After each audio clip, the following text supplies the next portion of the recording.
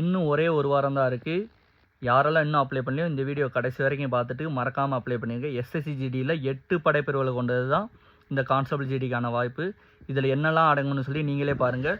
நான் சொல்கிற விஷயம் எல்லாமே இந்த 8க்குமே பொதுவான விஷயந்தான். கல்வி தகுதி வந்து 10வது குவாலிஃபிகேஷன் தான். ஏஜ் லிமிட்னு எடுத்துக்கிட்டோம் 18 to 26 இருக்கணும். இதில் மொத்தம் 80 வினாக்கள் கேட்பாங்க. 160 மார்க்குக்கு மொத்தம் 1 மணி நேரத்தில் எழுதி முடிக்கணும்.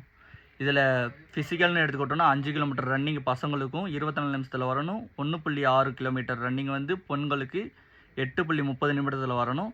பசங்களுக்கு ஜஸ்ட்னு எடுக்க 80 to 85 இருக்கணும். மெடிக்கல் டெஸ்ட்னு எடுத்துக்கிட்டோம்னா நார்மலாக கண், காது, பல், பாடியில் டேட்டோஸ், தழும்பு, கை கால்லாம் வேறுக்குதான்னு செக் பண்ணுவாங்க.